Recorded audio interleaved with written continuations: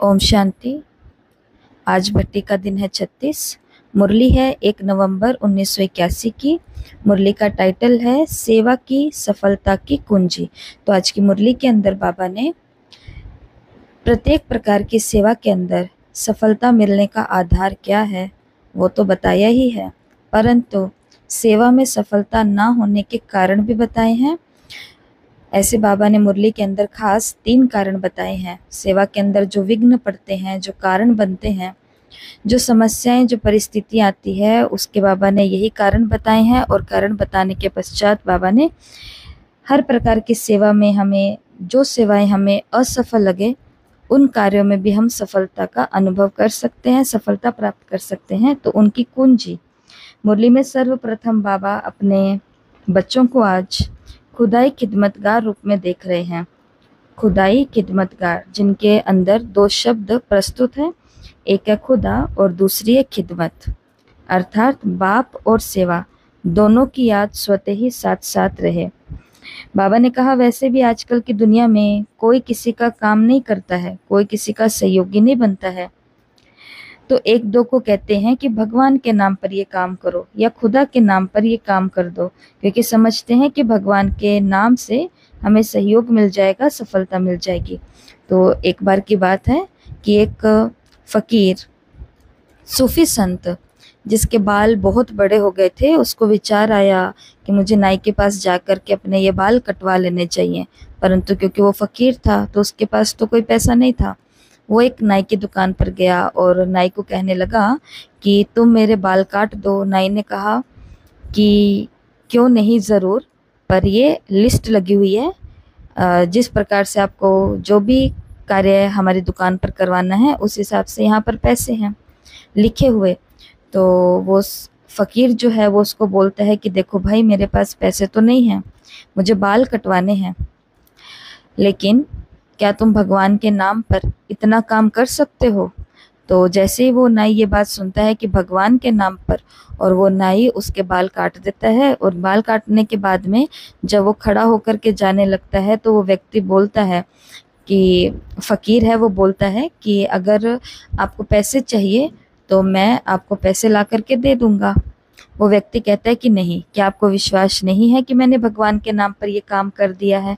तो कहने का भाव कि संसार में बाबा ने कहा आज भी बहुत सारे काम जो लोगों के नहीं हो पाते हैं, या लोग एक दूसरे को सहयोग नहीं देते हैं, और आगे से कोई कह दे कि भगवान के नाम से ये काम कर दो, या फिर दूसरी बात, सभी लोग क्या कहते हैं कि भगवान का नाम लो तो ये काम हो जाएगा।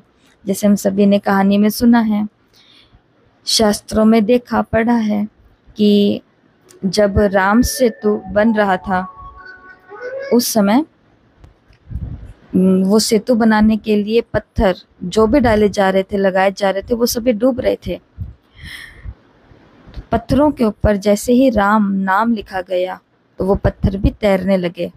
इसी प्रकार से एक बार का वाक्य है, लव और कुश दोनों गुरुकुल में थे और उनका एक गुरु भाई, तो उसने इन्हों को चैलेंज किया कि ये 3 घड़े हैं जो सामने पेड़ पर लटक रहे हैं, एक ही रस्सी से 3 घड़े लटक रहे थे, और वो एक से दाएं से बाएं तरफ, बाएं से दाएं तरफ ऐसे झूल रहे थे घड़े। इस तरीके से वो बांधे गए थे और चैलेंज दिया गया कि एक ही तीर से तुम्हें ये तीनों घड़े फोड़ने हैं। तो जब कुश ने फोड़े तो उसने एक तीर से एक ही घड़ा फोड़ पाया, लेकिन जब लव की बारी आई तो लव ने अपने तीर के ऊपर राम का नाम लिख दिया, राम लिख दिया। और जैसे उसने तीर चलाया तो हमने देखा है, हमने जाना है कि एक ही तीर से ना केवल वो 3 घड़े, परंतु गुरुकुल के अंदर जितने भी घड़े थे वे सभी के सभी फूट गए। तो ऐसा वाक्य भी कहानियों में हमें दिखता है। तो मुरली के अंदर बाबा ने कहा कि एक तो भगवान के नाम से काम, और दूसरा भगवान का नाम लो तो काम हो जाएगा। मतलब होपलेस चीज़ के अंदर भी होप आ जाती है। लेकिन बाबा ने कहा ये तो सिर्फ कहावतें हैं, ये तो कहावतें आज तक भी चलती है, परंतु आप तो सभी हो ही खुदाई खिदमतगार, सिर्फ भगवान का नाम लेने वाले नहीं, लेकिन भगवान के साथी बन श्रेष्ठ कार्य करने वाले हो। तो ऐसे खुदाई खिदमतगार बच्चों के हर कार्य सफल हुए ही पड़े हैं। खुदाई खिदमतगार के कार्य में कोई असफल बात ही नहीं है, सब सफल है, सब सहज है। खुदाई खिदमतगार बच्चों को विश्व परिवर्तन का कार्य क्या मुश्किल लगता है?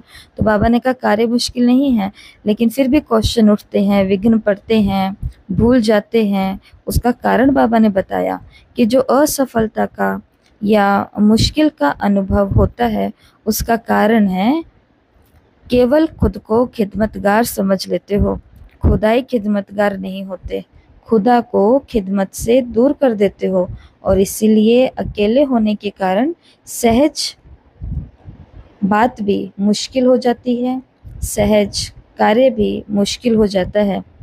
इसलिए बाबा ने कहा खुद को अकेले नहीं, कंबाइंड समझो।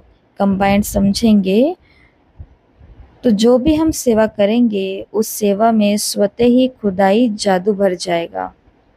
तो मुरली में अभी तक हम सभी ने सुना, जो उसको हम रिपीट कर लेते हैं। सबसे पहले विजन बनाएं कि बाबा देख किन को रहे हैं, तो आज बाबा देख रहे हैं खुदाई खिदमतगार बच्चों को, जिसके अंदर खुदा और खिदमत दोनों आ जाए, वही खुदाई खिदमतगार अर्थात बाप और सेवा, जिसको ये दोनों का बैलेंस, दोनों चीज़ें याद रहती है, वे आत्माएं खुदाई खिदमतगार है। बाबा ने 2 कहावत बताई जो संसार के अंदर भी लोग अनुभव करते हैं। एक कि भगवान के नाम से ये काम कर दो, जब कोई किसी को सहयोग नहीं करता है, कोई किसी का कार्य नहीं करता है, तो ऐसा ही कहते हैं, और फिर उनको सहयोग भी मिलता है, सफलता भी मिलती है। और दूसरी कहावत कि भगवान का नाम लो तो आपका ये काम हो जाएगा, अर्थात असंभव से संभव, ना उम्मीद से उम्मीदवार कार्य बाप ने आकर के किए हैं, तब तो ये कहावत चली है ना। लेकिन बाबा ने 3rd स्टेप आगे मुरली के अंदर बताया कि आप कौन हो, आप तो स्वयं ही खुदाई खिदमतगार हो, आप केवल खुदा का कार्य करने वाले नहीं हो, लेकिन भगवान के साथी बनकर श्रेष्ठ कार्य करने वाले हो। और बाबा ने कहा, और हम कौन सा कार्य भगवान के साथ कर रहे हैं, और वो है विश्व परिवर्तन का कार्य। मुश्किल नहीं है, बाबा ने कहा सहज है, लेकिन मुश्किल लगता क्यों है?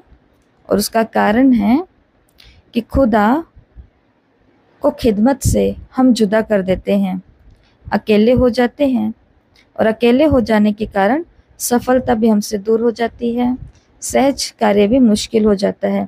इसलिए बाबा ने कहा कंबाइंड रहो, अलग नहीं हो।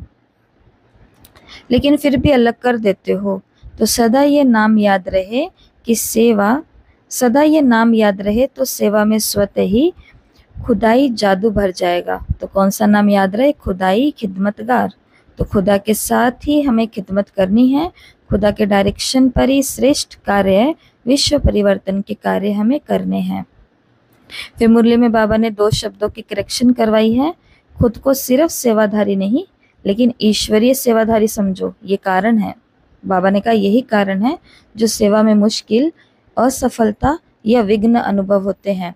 और दूसरा कारण बाबा ने कहा कि सिर्फ सर्विस नहीं लेकिन गॉडली सर्विस, कि ये गॉड के द्वारा दी गई सर्विस है। तो याद और सेवा स्वतः ही फिर कंबाइंड हो जाएगी। फिर बाबा ने 3 शब्द जो कि बाबा मुख्यतः हमें सुनाते ही हैं, वो है बैलेंस, ब्लिसफुल और ब्लेसिंग। लेकिन आज बाबा ने ये तीनों शब्द किस रूप में यूज़ किए हैं? याद और सेवा के बैलेंस में रहना है, तो स्वतः ही सदा ब्लिसफुल, आनंद मूर्त, आनंद स्वरूप रहेंगे, और फिर अन्य आत्माओं के प्रति सदा ब्लेसिंग अर्थात कृपा दृष्टि सहज ही रहेगी। इसके ऊपर कृपा करूं ये सोचने की आवश्यकता नहीं। बाबा ने कहा हो ही कृपालु, सदा का काम ही कृपा करना है। ऐसे अनादि संस्कार स्वरूप हुए हैं, जो विशेष संस्कार होते हैं ना, वो स्वतः ही रहते हैं, सोच के नहीं करते लेकिन हो ही जाता है। बार बार यही कहते हो मेरे संस्कार ऐसे हैं, इसलिए हो ही गया, मेरा भाव नहीं था, मेरा लक्ष्य नहीं था, लेकिन हो गया। तो बाबा ने कहा ये क्यों होता है? क्योंकि ये संस्कार बन चुके हैं। अल्पकाल के संस्कार भी स्वतः ही बोल और कार्य कराते रहते हैं। तो सोचो, अनादि ओरिजिनल संस्कार आप श्रेष्ठ आत्माओं के कौन से हैं? तो बाबा ने वो संस्कार 4 बताए हैं, सदा संपन्न, सफलता मूर्त, सदा वरदानी और महादानी। बाबा ने कहा जब आप इन संस्कारों की स्मृति में रहेंगे तो स्वतः ही सर्व के प्रति कृपा दृष्टि रहेगी। आगे बाबा ने मुरली में बोला कि अल्पकाल के संस्कारों को इन अनादि संस्कारों से परिवर्तन करो। तो भिन्न भिन्न प्रकार के जो विघ्न हैं वो सहज ही समाप्त हो जाएंगे। तो पहला कारण बाबा ने कहा जो विघ्न या मुश्किल आने के हैं वो है खुदा को खिदमत से जुदा कर देना। दूसरा कारण बाबा ने जो दिया वो ये है कि हम अपने अल्पकाल के संस्कारों के तो वशीभूत हो जाते हैं, परंतु जो हमारे अनादि संस्कार हैं, ओरिजिनल संस्कार हैं, आत्माओं को श्रेष्ठ बनाने के संस्कार अर्थात सदा संपन्नता का संस्कार, सदा सफलता मूर्त का संस्कार, सदा वरदानी और सदा महादानी।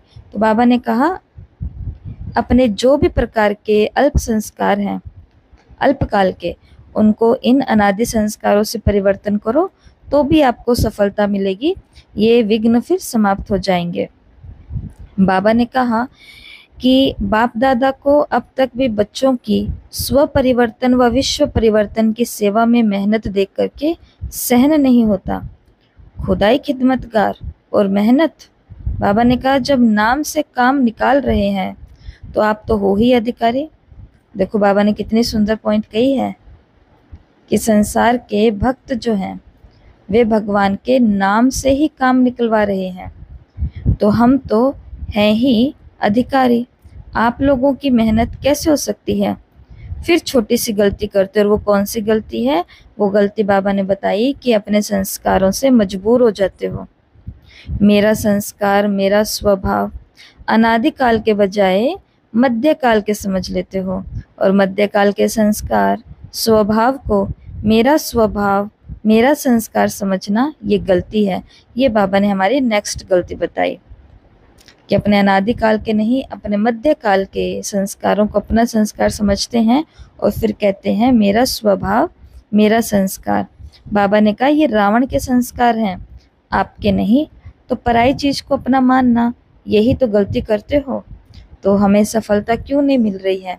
देखें, आप आज चिंतन करें कि जो कार्य हमारे रुके हुए हैं, जो सेवाएं रुकी हुई है, या जिन सेवाओं में बार बार विघ्न पड़ रहे हैं, या जिन कार्यों में बार बार समस्याएं आ रही है, तो वहाँ पर डीप चेकिंग करनी है आज।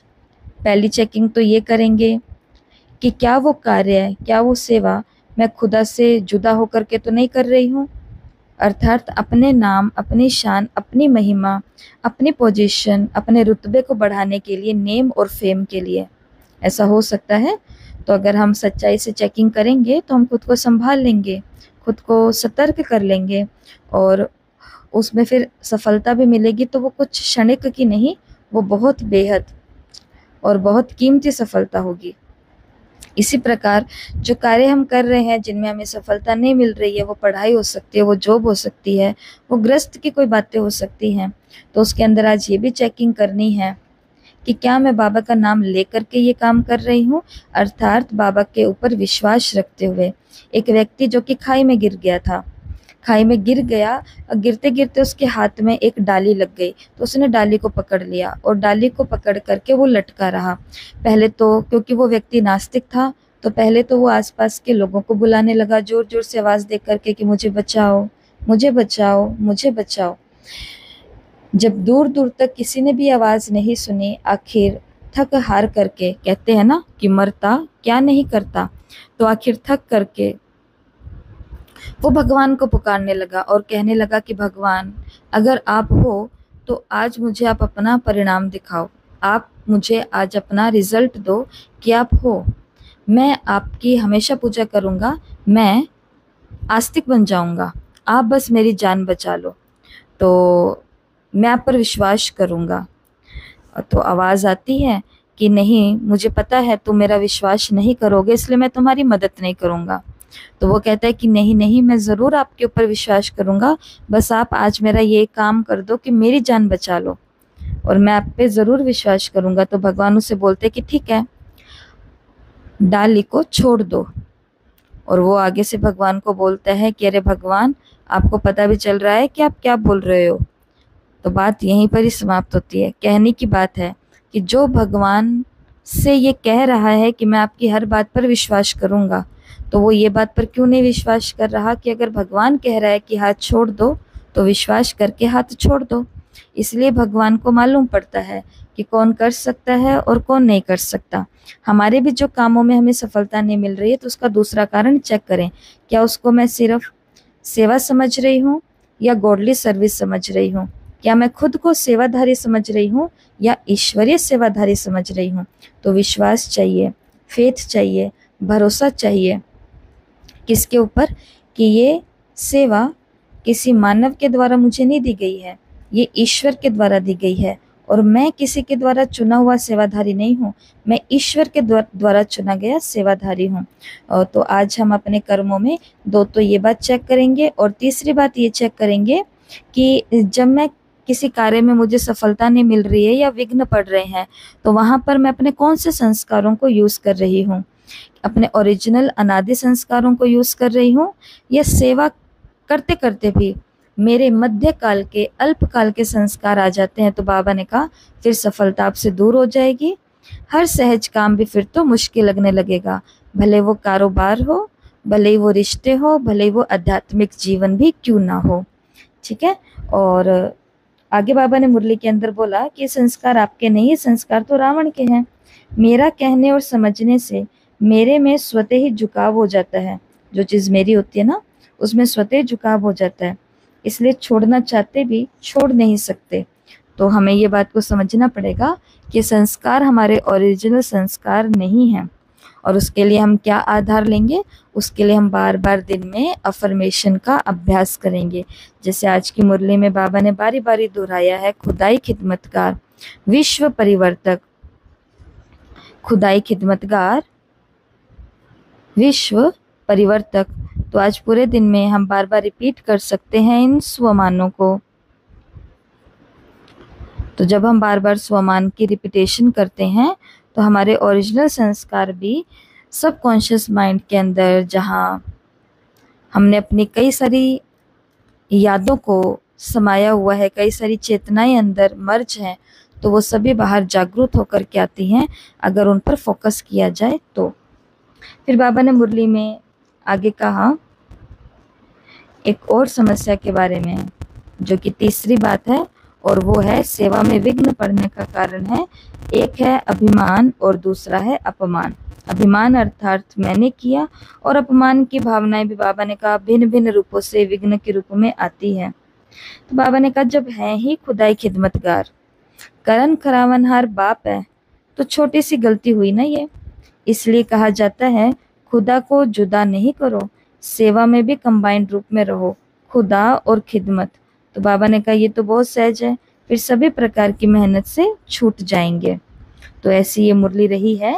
इस मुरली से आज का होमवर्क यही रहेगा कि हम अपने जीवन की उन सभी बातों की लिस्ट निकालेंगे।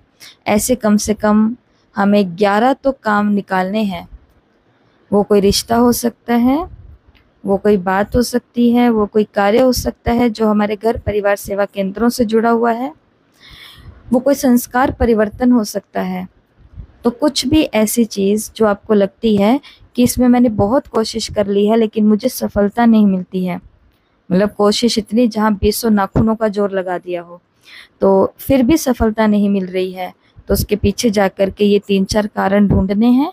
क्या भगवान को जुदा तो नहीं करते हैं खुदा को उससे, अभिमान और अपमान में तो नहीं आते हैं, और तीसरा था कि अपने अल्पकाल के संस्कारों को ज़्यादा याद तो नहीं रखते, ओरिजिनल संस्कार अनादि संस्कारों को भी हम स्मृति में रखते हैं। और फिर आप उनके आगे उसका सॉल्यूशन निकालें कि ये काम जो मेरा नहीं हो रहा उसकी डीप चेकिंग करें, और डीप चेकिंग करके आपको मालूम पड़ेगा कि इन बाबा के द्वारा बताए गए कारणों में से वो कारण कौन सा है जो विघ्न बन रहा है। तो आज का यही होमवर्क है, रुके हुए सभी कार्य जहाँ असफलता मिल रही है या जो सफल नहीं हो रहे हैं उनकी लिस्ट बनानी है, और एक तरफ लिखना है ये कार्य जो रहे हुए हैं या सफल नहीं हो रहे हैं, और एक तरफ वो जो कारण हैं ये क्यों नहीं हो रहे हैं, ये कारण आज की मुरली के आधार पर आपको लिखने हैं। इस कारण से ये काम नहीं हो रहा, इस कारण से ये काम नहीं हो रहा है। और उसका निवारण सिर्फ यही है कि खुद को खुदा का समझो और सेवा भी खुदा के साथ करनी है। ठीक है। ओम शांति। सभी को मुरली एक बारी जरूर पढ़नी है। मुरली के अंदर बाबा ने आगे अदर कुमारों से और माताओं से मुलाकात की है, जो कि आप प्रवृत्ति में रहने वालों के लिए बहुत इंपॉर्टेंट सूचनाएं बाबा ने दी है, जानकारी दी है, पालना दी है। और फिर बाबा ने यूपी और गुजरात वालों से मुलाकात की है। ठीक है। तो सभी आज की मुरली को कंप्लीट पढ़ेंगे। होमवर्क जो सभी को मिला है वो सभी होमवर्क भी ज़रूर करेंगे। और कल सभी ने टेस्ट दिया है, सभी के टेस्ट में अच्छे मार्क्स आए हैं। जिन्हों के अच्छे मार्क्स नहीं आए हैं तो उन्हों को आज फिर से लिंक भेजा जाएगा। आप आज फिर से वो टेस्ट करें और जो भी करना चाहते हैं, क्योंकि वो 10 प्रश्न बाबा के 10 मुख्य महावाक्य हैं जो हमें जीवन में धारण करने ही करने हैं। अच्छा, ओम शांति।